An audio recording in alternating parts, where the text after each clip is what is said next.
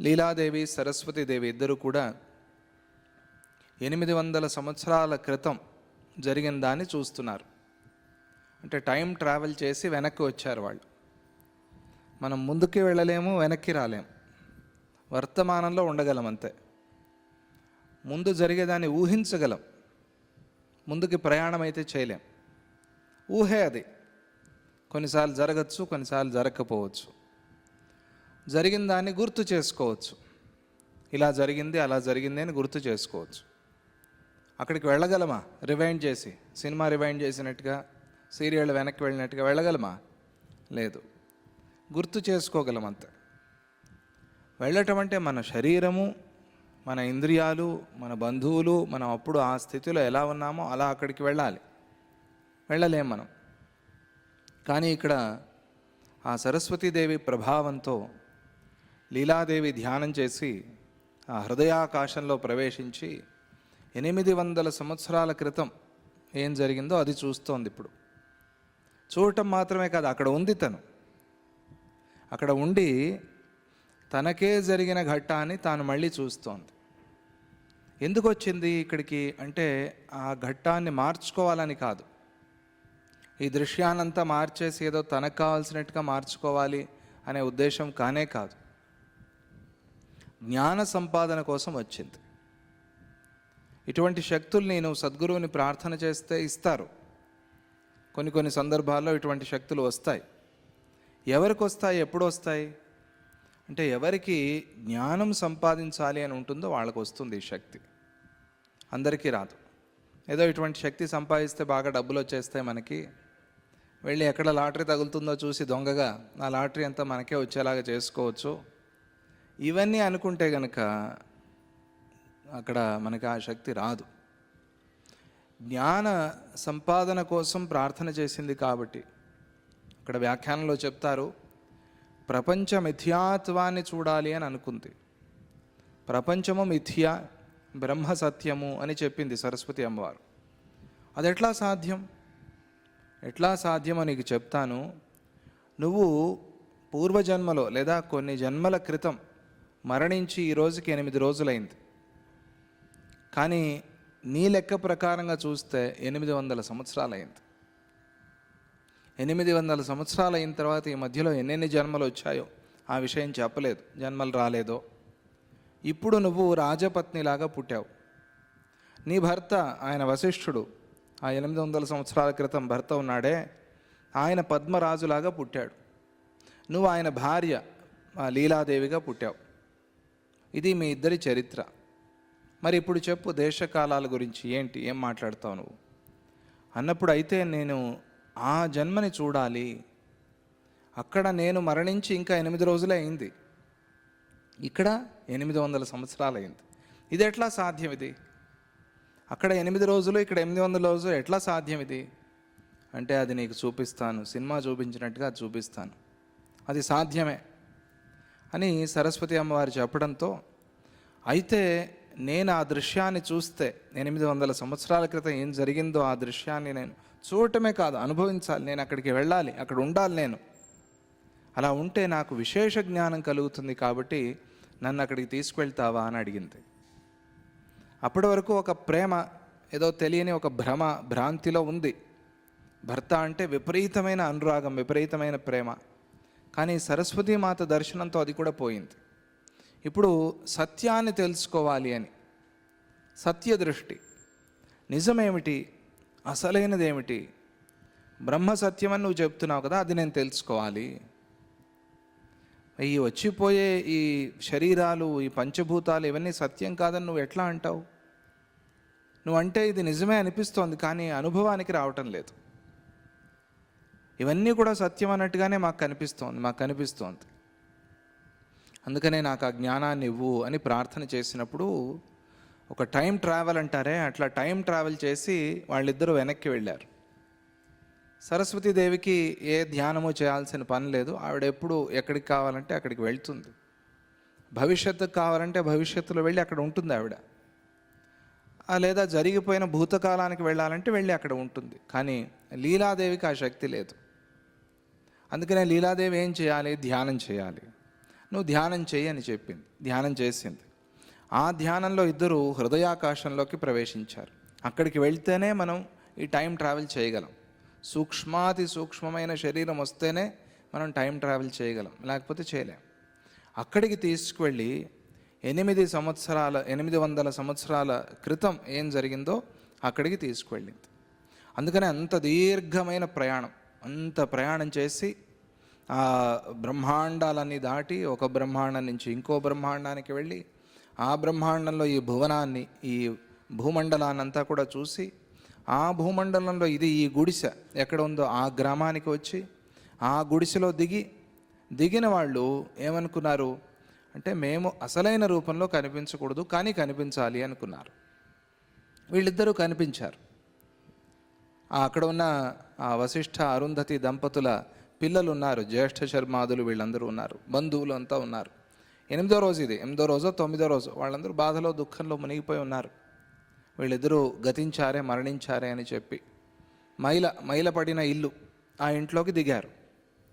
ఆ ఇంట్లోకి దిగి వీళ్ళిద్దరూ వాళ్ళకి కనిపించారు. వీళ్ళు అనుకున్నారు వచ్చినది వనదేవతలు అనుకుని వాళ్ళ కాళ్ళు పట్టుకున్నారు, ప్రార్థించారు, పుష్పాంజలి ఘటించారు. అమ్మా మా కష్టాన్ని పోగొట్టు అని ప్రార్థన చేశారు. అప్పుడు ఆ లీలాదేవి అడిగింది, ఎందుకు కనిపించలేదు వాళ్ళ అసలైన రూపంలో అనేది తర్వాత ప్రశ్న, దానికి సమాధానం చెప్తారు. ఇక్కడ ఈ రూపంలో ఎందుకు కనిపించారు అనేది కూడా ఒక ప్రశ్న, దానికి కూడా సమాధానం చెప్తారు. నేను చెప్పుకున్నాం కదా, మనం భావన చేస్తే ఆ స్వరూపం మనకు కనిపిస్తుంది. భావన ప్రధానం. ఇక్కడ వాళ్ళు భావన చేయకపోయినా కనిపించింది ఆ రూపం. ఎందుకు అంటే అది సరస్వతీదేవి, లీలాదేవి అనుగ్రహం. వాళ్ళు అనుకున్నారు కనిపించాలి అని. కొంతమందికే సద్గురువు దర్శనం అవుతుంది, కొంతమందికే భగవంతుడి దర్శనం అవుతుంది. ఎందుకు ఇలా అవుతుంది అంటే అది భగవత్ సంకల్పం. వీడికి కనిపించాలి అని భగవంతుడు అనుకున్నాడు, కనిపించాడు ఆయన, అంతే. అది ఆయన సంకల్పం. ఆయన సంకల్పం ఉన్నా ఆయన్ని మనం చూడగలం, ఎందుకంటే అది సత్య సంకల్పం. మన సాధన తీవ్రంగా ఉన్నా మనం ఆయన్ని చూడగలం. మన సాధన తీవ్రతరం ఎప్పుడవుతుంది అంటే మనం బాగా భావన చేసినప్పుడు మన సాధన తీవ్రతరం అవుతుంది. అప్పుడు భగవద్ దర్శనం మనకు అవుతుంది. అందుకనే మీకు భగవంతుడి దర్శనం అయింది కదా, మాకు కూడా చూపించండి అంటే అది సినిమా టికెట్ లాగా కొనుక్కుని తీసుకెళ్ళి చూపించి కూర్చోబెట్టేది కాదు. అది మనము సాధన చేయాలి. మీకైంది కదా నాకు చూపించండి అంటే ఇదే మహాత్ములు చెప్పేది. నువ్వు కూడా అంత సాధన చేస్తే నీకు కనిపిస్తాడు. సాధన ఉపాయాన్ని, సాధన మార్గాన్ని మేము చూపిస్తాం అని మహాత్ములు అంటారు. ఇక్కడ ఈ జ్యేష్ఠ శర్మాదులందరూ చాలా సాధన చేసిన వాళ్ళే. మరి ఆ వశిష్ఠుడు, అరుంధతి పిల్లలు కదా వాళ్ళు చాలా సాధన చేసిన వాళ్ళే. ఆ సాధనతో పాటుగా వీళ్ళ సంకల్పం కూడా అక్కడ పనిచేసింది. వీళ్ళు అనుకున్నారు, అయ్యో పాపం వీళ్ళకి కనిపిస్తే మనం బాగుంటుంది అని. అందుకనే ఆ సంకల్పంతో వాళ్ళు కనిపించారు. కనిపిస్తే వాళ్ళని ప్రార్థన చేశారు. ప్రార్థన చేయగా వాళ్ళు అడిగారు, ఏమిటి ఇంత దుఃఖంలో ఉన్నారు మీరు, ఏంటి కారణం? మీరందరూ ఏడుస్తూ కనిపిస్తున్నారు, ఎవరి ముఖాల్లోనూ ఒక కళాకాంతి లేదు, ఆనందం లేదు, సుఖం లేదు, ఎందుకు, ఏమిటి కారణం అన్నప్పుడు జ్యేష్ఠ శర్మాదులు, వాడి పేరు జ్యేష్ఠ శర్మ అని, పెద్ద పిల్లవాడు, పేరు కూడా జ్యేష్ఠ శర్మ అని పెట్టారు. అతడు చెప్తాడు, ఏం లేదమ్మా, మేము ఇక్కడ ఈ బ్రాహ్మణ దంపతులు మరణించారు, అందుకే మాకు దుఃఖం సంక్రమించింది. చూస్తున్నావు కదా, ఈ దృశ్యాన్ని మేము తట్టుకోలేక, ఈ ఘట్టాన్ని, ఈ సంఘటన తట్టుకోలేక మేము దుఃఖిస్తూ ఉన్నాము, మేము దుఃఖంలో మునిగిపోయి ఉన్నాము అని అంటూ, ఓ దేవతలారా, ఇక్కడ అతిథులకు ఆశ్రయాన్ని ఇచ్చేవారు వాళ్ళు ఎలా ఉన్నారు, ఆ దంపతులు ఎటువంటి జీవితాన్ని నడిపారు అని చెప్తున్నారు. అతిథులకు ఆశ్రయాన్ని ఇచ్చేవాళ్ళు, బ్రాహ్మణ మర్యాదకు ఆధారమై ఉన్నవారు, అంటే అధ్యయనము, అధ్యాపనము, యజ్ఞము, యజనము, యాగము, అంటే హోమం చేయటం, హోమం చేయించటం, వచ్చిన వాళ్ళతో వేదం చదవటము, వేదం చదివించటము, ఇవన్నీ ప్రధానమైన లక్షణాలు, గుణాలు. అది లోక శ్రేయస్సు కోసం వాళ్ళు చేయాల్సిన పని. అలా ఆ మర్యాదను పాటిస్తూ దీన దయాపరులైన బ్రాహ్మణ దంపతులు ఇక్కడ ఉండేవాళ్ళు. వారు పుత్రులతోనూ, బంధువులతోనూ, పశువులతోనూ నిండుగా ఉన్న ఈ గృహాన్ని విడిచిపెట్టి స్వర్గానికి వెళ్ళారు. అంటే వాళ్ళు మృతి చెందారు అని, వాళ్ళు మరణించారు. వారు మా తల్లిదండ్రులు. ఈ మాతాపితృ వియోగాన్ని తట్టుకోలేక మేము దుఃఖిస్తూ ఉన్నాము. అందుచేత మాకు ఈ 3 లోకాలు కూడా శూన్యంగా కనిపిస్తున్నాయి.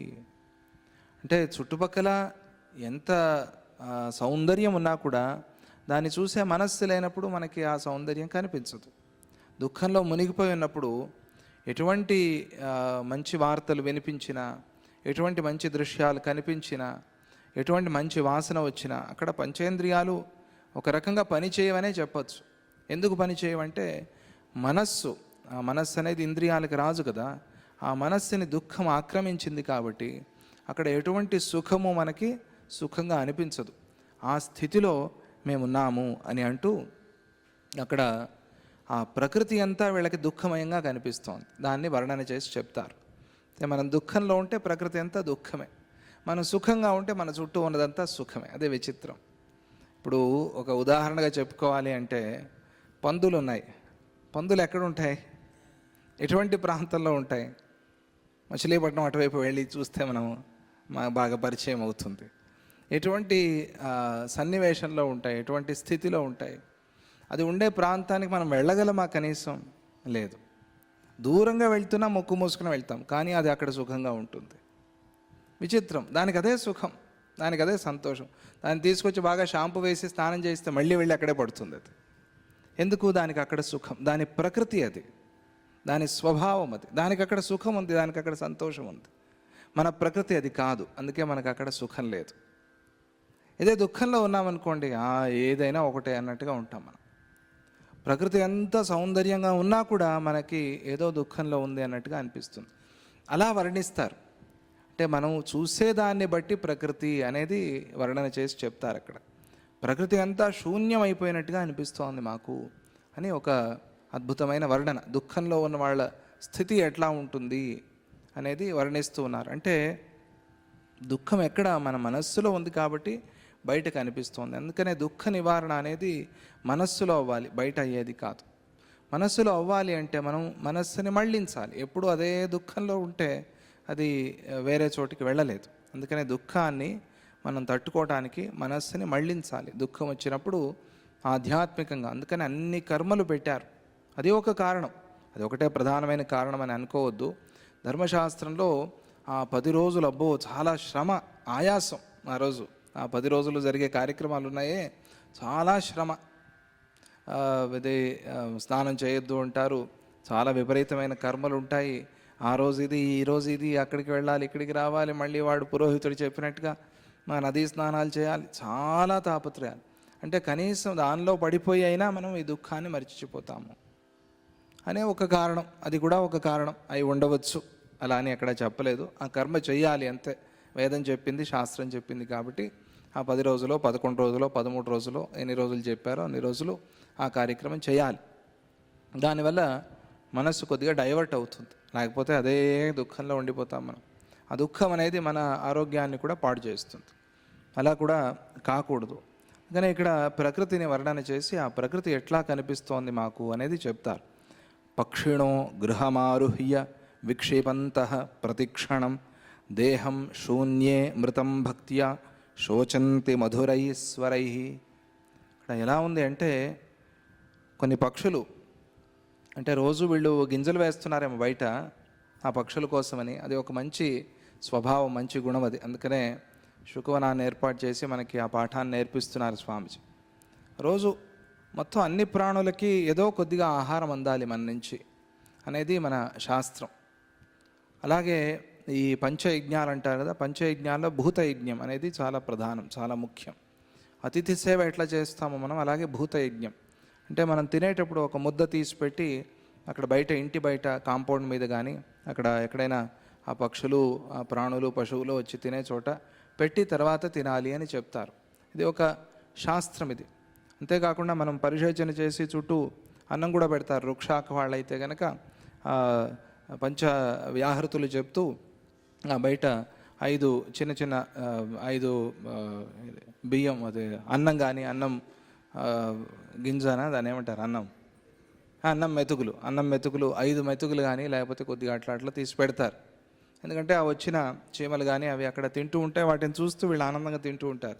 అది పెట్టి చీమలను తోలటం కాదు, చీమలు వచ్చి తింటే సంతోషించాలి, మంచిదే, మనతో పాటుగా అవి కూడా భోజనం చేస్తున్నాయని. అవి పెట్టడం ఎందుకు, తర్వాత అంతా ఊడ్చేసి బయట డస్ట్బిన్లో పడేయటం అట్లా కాదు. అవి వచ్చి తింటూ ఉంటే చూసి ఆనందిస్తూ ఉండాలి. ఎందుకంటే పూర్వకాలంలో ఈ ఫ్లోరింగ్ లేదు కదా, అంతా మట్టి ఫ్లోరింగే, దానిపైన ఈ పేడతో అలికేవాళ్ళు. చాలా ఆరోగ్యానికి మంచిది అని చెప్తారు. అప్పుడు ఆ భూమి నుంచి వస్తాయి కొన్ని ప్రాణులు, మనం భోజనం చేస్తుంటే వాసనకి అవి వస్తాయి, వచ్చి తట్టలోకి రాకుండా. అది ఒక శాస్త్రం. అంటే అన్నిటికీ కారణాలు చెప్పకూడదు మనం, తప్పు అది. అది అన్నిటికీ ఒక్కొక్క ఏదో సైంటిఫిక్ అని తప్పు. అది మనకి సైంటిఫిక్ రీజన్ దొరక్కపోయినా కూడా మనం కొన్ని కర్మలు చేయాలి అంతే. వేదం శాస్త్రం చెప్పింది కాబట్టి చేయాలంతే. కానీ నిదానంగా ఆలోచిస్తే ప్రతిదానికి ఏదో ఒక కారణం ఉంటుంది. పిచ్చి పిచ్చిగా ఏది చెప్పలేదు మన వాళ్ళు. అలా బయట గింజలు వేస్తూ ఉండేవాళ్ళు వాళ్ళు. ఆ గింజల్ని తింటూ పక్షులు హాయిగా ఆనందంగా ఉండేవి. ఇప్పుడు గింజలు వేయటానికి ఎవరు లేరు.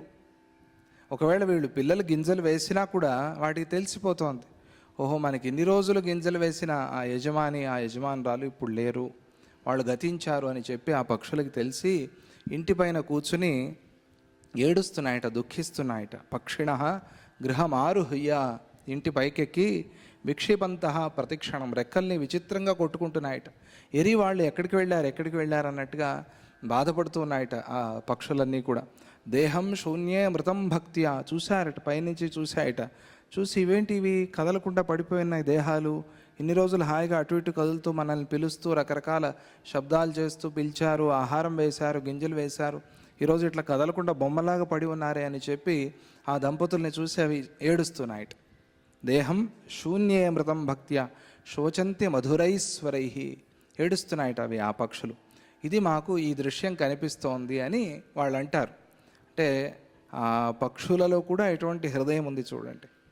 అలా ఈ ప్రకృతిలో కనిపించే ఈ పక్షులు మాకు దుఃఖిస్తున్నాయా అన్నట్టుగా కనిపిస్తూ ఇంకా మా దుఃఖాన్ని పెంచుతున్నాయి. పూర్ణం జగత్ పశ్యేత్ కాముక కాముకం జగత్ ఆర్తోప్యార్తిమయం విశ్వం లుబ్ధో లుబ్ధం స్వచిత్తవత్. ఇది వ్యాఖ్యానంలో చెప్పిన శ్లోకము, మూలంలో యోగ వాసిష్టంలో లేదు. ఎందుకు ఇలా వర్ణిస్తున్నారు అంటే, మనం ఎలా ఉంటామో ప్రపంచం అలా కనిపిస్తుంది అని చెప్పే ఒక శ్లోకం ఉంది, ఒక శాస్త్రం ఉంది. దాన్ని ఇక్కడ గుర్తు చేశారు. ప్రకృతిని అంతా దుఃఖమయంగా వర్ణిస్తున్నారే వీళ్ళు. అదే దుఃఖం లేని వాళ్ళు ఈ పక్షుల్ని చూశారనుకోండి, వాళ్ళకి తెలియదు ఈ పక్షులు ఏడుస్తున్నాయా, ఈ పక్షులు నవ్వుతున్నాయా, ఈ పక్షులు ఎందుకు ఇట్లా కొట్టుకుంటున్నాయి వాళ్ళకి తెలియదు. అది ఎవరో కొత్త వాళ్ళు వచ్చారనుకోండి, పక్షులు ఎంత బాగున్నాయి, అన్నీ ఒక చోట చేరాయి అంటారు, చప్పట్లు కొడతారు అంతే, వాళ్ళకి తెలీదు. వీళ్ళు దుఃఖంలో ఉన్నారు కాబట్టి వీళ్ళకి ఆ దుఃఖం పక్షుల్లో కనిపిస్తోంది. ఇది దాన్ని వర్ణన. పూర్ణం జగత్ పశ్యేత్. పూర్ణుడు అంటే జ్ఞానపూర్ణుడు ఉన్నాడు, వాడు ప్రపంచాన్నంతా జ్ఞానపూర్ణంగానే చూస్తాడు. వాడికి దుఃఖం అనేది లేనే లేదు వాడికి, ఎందుకంటే దుఃఖం అనేది అసత్యం అని వాడికి తెలుసు కాబట్టి. అదే మనకి చెప్తే మనం వింటామా, నమ్ముతామా? ఆ దుఃఖం నా కష్టం నీకు వస్తే తెలుస్తుంది అని అంటాం. వాడు అట్లా. అందుకనే ఈ దుఃఖం అనేది అశాశ్వతం, ఇది ఆనందము సుఖం అనేది శాశ్వతమైంది, ఇది మధ్యలో వచ్చింది మధ్యలోనే పోతుంది, ఎందుకు ఏడుస్తావు అని ఆ జ్ఞాని అంటాడు. మనకి అది పిచ్చి మాటగా అనిపిస్తుంది. పూర్ణం జగత్ పశ్యేత్. పూర్ణుడైన వాడు జగత్తుని పూర్ణంగానే చూస్తాడు. కాముకం జగత్. కామభావం ఉన్నవాడికి ప్రపంచం అంతా కాముకంగానే కనిపిస్తుంది, ప్రపంచమంతా అట్లాగే ఉన్నట్టుగా కనిపిస్తుంది. అందుకనే ఈ చిన్న చిన్న పిల్లల విషయంలో కూడా చాలా పైశాచికంగా, కీచకుడు వాళ్ళందరూ ఎంతో బెటరు. మనం కీచకుడు అంటాం, అవమానం కీచకుడికి. వాడు అటువంటి పనులు చేయలేవాడు, వాడు ఎంతో బెటర్. ఈ కాలంలో చూస్తే మనం టీచర్లుగా ఉన్నవాళ్ళు ఎంతెంత వెధవ పనులు చేస్తున్నారు, అవన్నీ పేపర్లో చూస్తే బాధ అవుతుంది మనకి. వాళ్ళది పని, ఇది చేసే పనే. అట్లా కాముకం జగత్. వాడికి ప్రపంచం అంతా కాముకంగానే కనిపిస్తుంది. ఎందుకు? వాడు కాముకుడు, వాడి మనస్సంతా కామంతో నిండి ఉంది కాబట్టి ప్రపంచం అంతా అట్లాగే కనిపిస్తుంది వాడికి. అటువంటి వాడికి ఇంకా వావి వరసలు అనేవి లేవు అని చెప్తారు. ఆ స్థితికి వాడు వెళ్ళిపోతాడు. కాముకం జగత్ ఆర్తోప్యార్తిమయం పశ్యేత్. ఆర్తుడు, దుఃఖంలో ఉన్నాడు, వాడికి ప్రపంచమంతా ఆర్తిమయంగానే కనిపిస్తుంది, అంటే దుఃఖమయంగానే కనిపిస్తుంది. ఆర్తిమయం పశ్యేత్ విశ్వం లుబ్ధం స్వచిత్తవత్. లుబ్ధుడున్నాడు అంటే లోభంతో నిండి ఉంది వాడి మనస్సంతా కూడా, పిసినారి. వాడికి ప్రపంచం అంతా పిసినారితనంగానే కనిపిస్తుంది. ఎవరు ఏదైనా పెట్టినా కూడా వాడు ఎందుకు పెట్టారు, ఏదో లాభం ఉంటుంది అందుకనే పెట్టారని అదే ఆలోచిస్తాడు వాడు. ఎందుకంటే లాభం లేకుండా చేసే పని వాడికి తెలియదు, అందుకని వాడు అదే దృష్టితో చూస్తాడు. అంటే ఏ మంచి పనిని ప్రోత్సహించలేడు వాడు అని. ఇది వ్యాఖ్యానంలో చెప్పిన విషయం. ఇది మంచి బాగుంది కదా అని అందుకనే చెప్పాను అది. లుబ్ధ లుబ్ధం జగత్ పశ్యేత్. వాడు అలాగే ప్రపంచాన్ని చూస్తాడు. ఇలాగే మన మనస్సులో ఏ ఏ భావాలు ఉంటే ప్రపంచం మనకి ఆ భావనలతోనే కనిపిస్తుంది. మనం శుద్ధమైన భావంతో ఉంటే ప్రపంచం అశుద్ధంగా ఉన్నా కూడా మనకి శుద్ధంగానే కనిపిస్తుంది. ఎందుకంటే ఆ అశుద్ధాన్ని మనం పట్టించుకోం కాబట్టి. ఆ అశుద్ధం ఎక్కడికో ఎగిరిపోయింది అనే ప్రశ్న కాదు, దాంతో మనకి పని లేదు. దాన్ని అది విజాతీయం, అది అంటే మన సాధనకి సంబంధం లేనిది. అది దాన్ని విడిచిపెట్టేస్తాం. ఆ విషయంలో మనకి ఉపేక్ష అంటే ఒక కేర్లెస్నెస్, ఇదేమిటో నాకు అక్కర్లేదు ఇది. ఉపేక్ష అంటే దాన్ని తిరస్కరించటం, దాన్ని వద్దు అని పట్టించుకోకుండా దాన్ని విడిచిపెట్టడం. అది సజాతీయమైతే దాన్ని మనం తీసుకుంటాం. ఇది అశుద్ధం ఉన్నా కూడా వాడు అశుద్ధాన్ని చూడకుండా శుద్ధాన్నే చూసే స్వభావంలో ఉంటాడు. ఎందుకని? వాడి మనస్సులో అది ఉంది కాబట్టి. అలాగే దీన్ని వర్ణన చేసి చెప్తున్నారు. ఈ పర్వతము గుహ అనే ముఖాన్ని తెరిచి గురు గురు అనే ధ్వని విలాపాన్ని చేస్తూ నది అనే కన్నీటి ధారలను కారుస్తూ దుఃఖాన్ని ప్రకటిస్తోందా అన్నట్టుగా ఉంది. వాళ్ళ దుఃఖాన్ని పర్వతానికి ఆరోపించారు. పర్వతము ముఖాలు తెరిచి గురుగురు అని శబ్దం చేస్తూ నదీ ప్రవాహం అక్కడి నుంచి వస్తూ ఉంటే మనం ఆ సీన్ చూసి ఆనందిస్తాం. అబ్బా, ఏం జలపాతం అంటే ఎంత బ్రహ్మాండంగా ఉంది. దుఃఖంలో ఉన్నవాడికి నదులు పర్వతాలు ఏడుస్తున్నాయేమో అని అనిపిస్తుంది. అంతే, పర్వతాలు కూడా ఏడుస్తున్నాయండి చూసారా అని అనిపిస్తుంది. అంతే తేడా. ఎక్కడుంది దుఃఖం? ఇక్కడ ఉంది. కానీ ఇక్కడ ఉన్నది అక్కడ రిఫ్లెక్ట్ అవుతుంది. అలా పర్వతం ప్రపంచం అట్లా కనిపిస్తోంది వాళ్ళకి. దిక్కులు మేఘాలనే వస్త్రాలను విడిచివేసి వేడి నిట్టూర్పులు అనే గాలులను విడిచిపెడుతూ దేవతలు కూడా దుఃఖించేటట్లుగా చేస్తున్నాయి. అంటే మేఘాలన్నీ వెళ్ళిపోతే ఆకాశం నిర్మలంగా ఉంటుంది. ఆ దృశ్యం మనకు బాగుంటుంది. అబ్బా, ఎంత బాగుంది ఆకాశం అని మనం అనుకుంటాం. వీళ్ళు అనుకుంటుంది ఏంటి అంటే దిగంబర అంటారు కదా, దిక్కులన్నీ అంబరాలని విడిచిపెట్టి దిగంబరత్వాన్ని పొంది అవి కూడా ఏడుస్తున్నాయా అన్నట్టుగా మాకు అనిపిస్తోంది, దిక్కులు కూడా ఏడుస్తున్నట్టుగా మాకు కనిపిస్తోంది అని అంటారు. అంటే ప్రకృతి అంతా వాళ్ళకి దుఃఖమయంగా కనిపిస్తోంది. అదే మనస్సు బాగున్న వాడికి ఈ దృశ్యాలన్నీ చాలా బాగుంటాయి. ఇదే తేడా. ఆ దేవతలు కూడా ఈ దృశ్యాన్ని చూసి దుఃఖిస్తున్నారేమో అన్నట్టుగా ఉంది. ఎందుకంటే దేవతలు దిగంబరులు కదా, వాళ్ళు కూడా దుఃఖిస్తున్నారేమో అన్నట్టుగా. గ్రామవాసులందరూ కూడా నెత్తి నోరు బాదుకుంటూ ఏడవటం వల్ల వారి శరీరాలు నలిగిపోయి ఉన్నాయి. వారు తిండి తినటం మానేశారు. దీనులై కరుణతో దుఃఖిస్తూ బ్రతకాలనే ఆశను కూడా విడిచిపెట్టారు. వాళ్ళంటే అంత ఇష్టం అక్కడ ఉన్న ఆ పుర ప్రజలకి. వాళ్ళందుకని వాళ్ళు దుఃఖిస్తూ బాధపడుతూ ఉన్నారు. ప్రతిరోజు చెట్ల గుబురులనే కళ్ళ నుండి శోకాగ్ని వల్ల మంచు అనే కన్నీటి బొట్లు కారుతూ ఉన్నాయి. ఆ సొన అంటారు కదా, ఆ చెట్టు నుంచి కారే ఆ ద్రవాన్ని చూసి అవి కూడా ఏడుస్తున్నాయేమో అని అనుకుంటున్నారు. వీళ్ళు తమ దుఃఖాన్ని అక్కడ చూస్తున్నారు, అవి కూడా దుఃఖిస్తున్నాయి మాతో పాటుగా అన్నట్టుగా. ఇది రాముడి విషయంలో నిజంగా జరిగింది. శుక మహర్షి వ్యాసుడి విషయంలో నిజంగా జరిగింది. ఎందుకంటే వాళ్ళు సర్వభూతాత్మ భావంతో ఉన్నారు అని చెప్పారు అక్కడ. సర్వభూత ఆత్మభూత ఆత్మభావం, ఇది ఈ పదాలన్నిటినీ భావన చేస్తే మహాత్ములు ఏ స్థితిలో ఉంటారు, మనం ఏ స్థితిలో ఉండాలి అని అర్థమవుతుంది. సర్వభూత ఆత్మభూత ఆత్ములు. సర్వభూతాలు అంటే ప్రపంచంలో ఉన్న ప్రాణులన్నీ కూడా ఆత్మభూతం అంటే తమగా భావన చేసిన ఆత్మ మనస్సు కలవారు అని అర్థం. సర్వభూత ఆత్మభూతాత్మభావం, ఆ భావంలో ఉన్నారట వాళ్ళు. అందుకనే ప్రపంచం అంతా వాళ్ళకి అలాగే కనిపించింది. ఇక్కడ రాముడి విషయంలో నిజంగానే ఏడ్చాయి అని వర్ణన చేస్తారు. చెప్పలేక ఏడ్చాయిట. గోదావరి అక్కడక్కడ ఆగి ఆగి ప్రవహించిందిట. నీళ్లు లేక కాదు, నీళ్లున్నాయి కానీ ఆగి ఆగి ప్రవహించిందిట. చెప్పలేదు కదా. ఎందుకు చెప్పలేదు అంటే అక్కడ విచిత్రంగా రావణాసురుడు అంటే భయంతో చెప్పలేదు అని వర్ణించారు. అదొక కవిత్వం అనుకోండి. కానీ అక్కడ ఆ ప్రకృతి కూడా రాముడికి కరిగింది అని. ప్రకృతికి కరిగే స్వభావం లేదు, మాయా అది.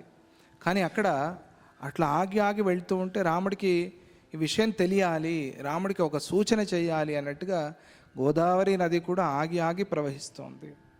చెట్లు కూడా గాలి ఉన్నా వేచటం లేదట, గాలి చెట్లు.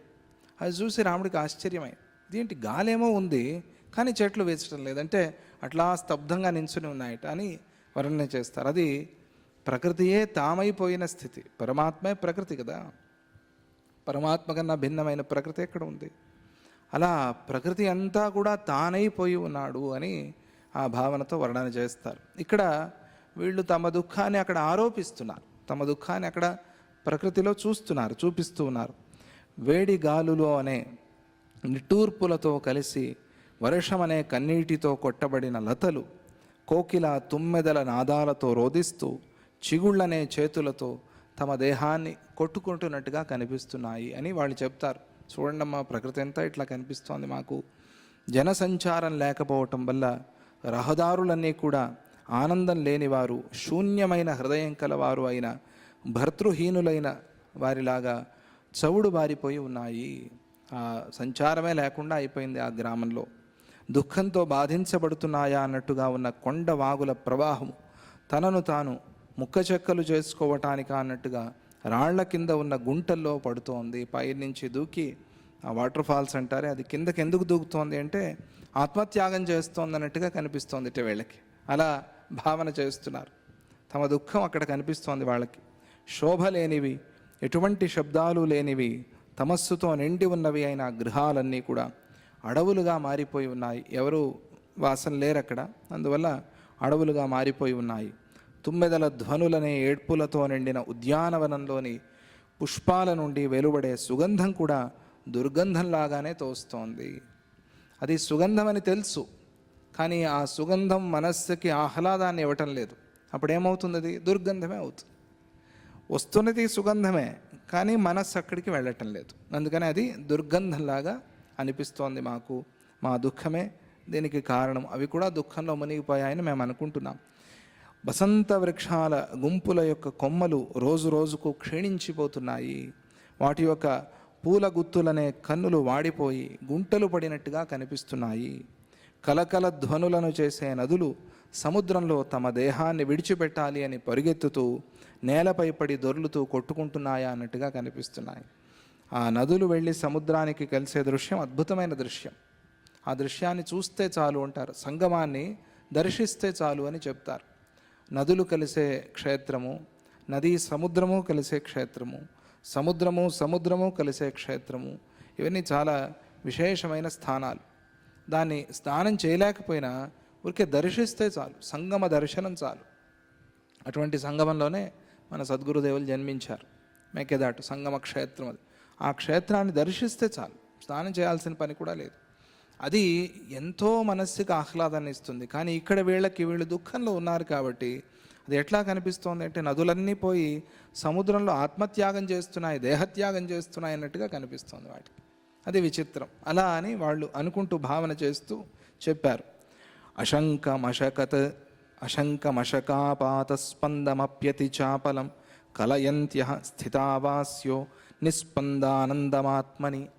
బావులు ఉన్నాయి కదా, ఈ బావులన్నీ కూడా సమాధి స్థితిలో ఉన్నాయా అన్నట్టుగా కదలకుండా ఉన్నాయి. బావి నీరు కదలకుండా ఉంది. ఉంటే అవి సమాధిలో ఉన్నాయా అన్నట్టుగా వీళ్ళు అనుకున్నారు, భావన చేశారట. కాకపోతే ఒక చిన్న దోమ వచ్చి దాని మీద వాలినా కూడా అది భయంకరంగా కదిలిపోతోంది. అంటే అంత దుఃఖంలో ఉంది బావి అని వర్ణన చేస్తారు. ఇటువంటి కవిత్వము వాల్మీకి మహర్షికే సాధ్యం. అంటే దీన్నే సుఖంగా వర్ణించమంటే కూడా వర్ణిస్తారు. ఆ బావిని చూసి ఇది సుఖంగా ఉన్నట్టుగా చెప్పండి అంటే అలా కూడా వర్ణిస్తారు. అదే ఒక ప్రేయసికో ప్రేమికుడికో ఆ బావి కనిపించింది అనుకోండి, ఆ సందర్భంలో ఈ వర్ణన మారిపోతుంది. ఈ సందర్భంలో ఈ వర్ణన మారిపోయింది. ఆ బావి సమాధి స్థితిలో, అంటే ఏ దుఃఖంలో ఉండి కదలకుండా ఉంటారు కదా, నాకేమీ వద్దని, కానీ ఒక చిన్న దోమ వచ్చి పడినా కూడా అది కదిలిపోతోంది. అది మాకు అక్కడ ఆ దృశ్యం కనిపిస్తోంది. బావులు కూడా ఏడుస్తున్నాయా అన్నట్టుగా వాళ్ళు భావన చేశారు. మా తల్లిదండ్రుల రాకతో ఇంతమంది దుఃఖిస్తూ ఉంటే సుఖించేది ఒకళ్ళే. ఎవరది అంటే చెప్తున్నారు, మా తల్లిదండ్రుల రాకతో సంతోషిస్తూ ఆకాశంలోని కిన్నరులు, గంధర్వులు, విద్యాధరులు, వారి భార్యలు గానం చేస్తున్నారు. మహాత్ములు వచ్చారు మా లోకానికని వాళ్ళు మాత్రమే సంతోషిస్తున్నారు. మేమందరము దుఃఖంలో ఉన్నాము, మాతో పాటుగా ఈ ప్రకృతి అంతా దుఃఖంలో మునిగిపోయింది. వీళ్ళు లోకం మారారు కదా, షిఫ్ట్ అయ్యారు. ఇప్పుడు ఆ లోకానికి వెళ్ళేప్పటికీ ఆ లోకవాసులు సంతోషిస్తున్నారు. ఇది వాళ్ళకి తల్లిదండ్రుల విషయంలో ఉన్న భక్తి, గౌరవం. దాన్ని కూడా అక్కడ వర్ణన చేసి చెప్పారంటే, మా తల్లిదండ్రి వెళ్ళారు అంటే స్వర్గలోకవాసులు కూడా ఆనందిస్తారు అని. అటువంటి జీవితాన్ని గడిపిన వాళ్ళు అని తమ భక్తిని ప్రకటన చేయటం.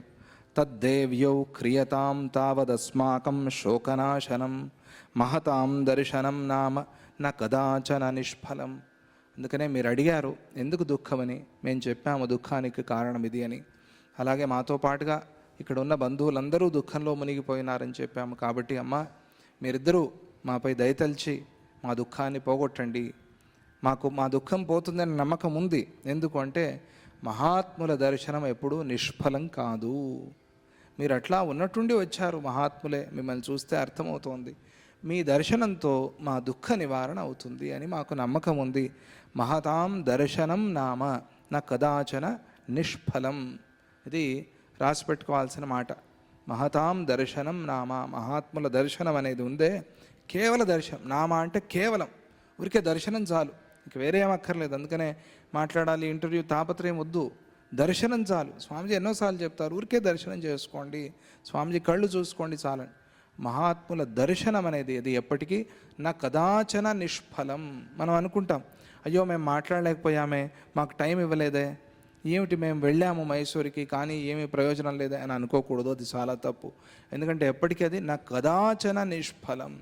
దర్శనం అనేది ఎప్పుడు నిష్ఫలం కానే కాదు, దానికి ఉండే ఫలం దానికి ఉంటుంది. ఆ ఫలాన్ని మనం గుర్తించాలి అని వాళ్ళు చెప్పిన మాట. ఇలా పలుకుతున్న ఆ పుత్రుడి శిరస్సును లీలాదేవి తామర పువ్వు వంగి తన దళం యొక్క మూలగ్రంథిని తాకినట్టుగా తాకింది. ఆమె అట్లా లీలాదేవి మహాస్వరూపిణి కదా ఆమె. అట్లా వంగి మెల్లగా ఆ తామర పుష్పం ఇట్లా వంగి ఉంటుంది కానీ కొన్ని సందర్భాల్లో వంగి తన ఆ మూలగ్రంథిని తాకుతోందా అన్నట్టుగా ఇట్లా వంగి ఆ పిల్లవాడు కూర్చున్నాడు, మోకాల మీద కూర్చొని ప్రార్థన చేస్తున్నాడు. ఆ తల్లి ఇట్లా వంగి ఆ జ్యేష్ఠ శర్మ తలని నిమిరింది.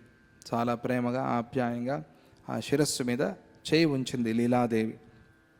తస్యా స్పర్శేన తేనాసౌ దుఃఖ దౌర్భాగ్య సంకటం జహౌ ప్రావృడ్ఘనా సంగాత్ గ్రీష్మతాపమివాచల. ఆమె స్పర్శతోనే, ఆ లీలాదేవి స్పర్శతోనే ఆమె జీవన్ముక్తురాలు. 800 సంవత్సరాలు వెనక్కి వచ్చిన ఆమె ఫ్యూచర్లో ఉన్నది, వీళ్ళు ఎక్కడో వెనకాల భూతకాలంలో ఉన్నారు. 800 సంవత్సరాలు వెనక్కి వచ్చింది ఆమె.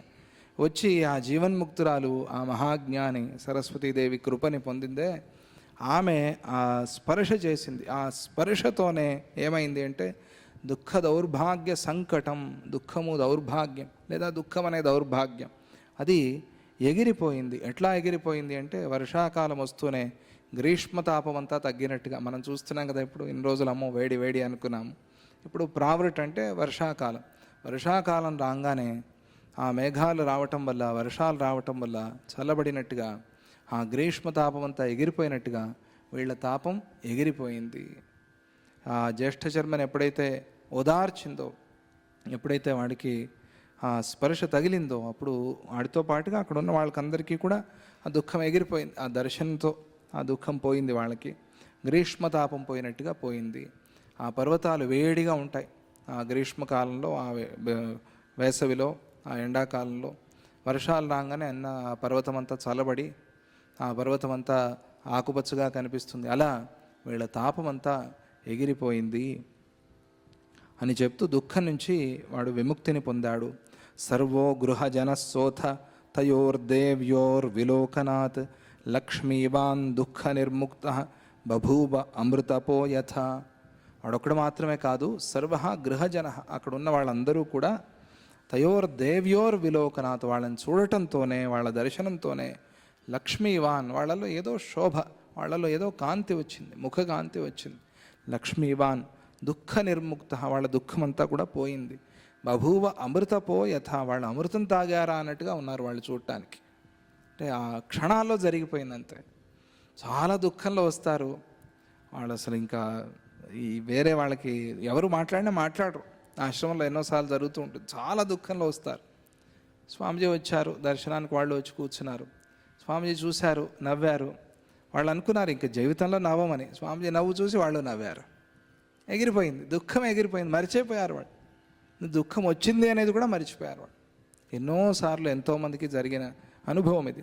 కొన్నిసార్లు స్వామీజీ మాటలు విని, స్వామీజీ నవ్వులు, ఆ నవ్వులు చూసి స్వామీజీ మాట్లాడిస్తూ నవ్విస్తూ ఉంటే ఆ నవ్వుతో దుఃఖం ఎగిరిపోయిన వాళ్ళు ఎంతోమంది ఉన్నారు. అట్లాగే ఆ దర్శనంతో వీళ్ళకి దుఃఖమంతా ఎగిరిపోయింది. అప్పుడు శ్రీరాముడు ఒక ప్రశ్న వేస్తాడు వశిష్ఠుల వారు. ఈ కథ చెప్తున్నారు వశిష్ఠుల వారు. అప్పుడు ఒక ప్రశ్న ఏమిటి అంటే, తయాస్య లీలయా మాత్ర పుత్రస్య జ్యేష్ఠశర్మణ కస్మాన్న దర్శనం దత్తం మోహం తావన్ నిరాకురు. ఓ భగవంతుడా, ఓ వశిష్ఠ మహర్షి, సద్గురుదేవ, నాకు ఒక ప్రశ్న.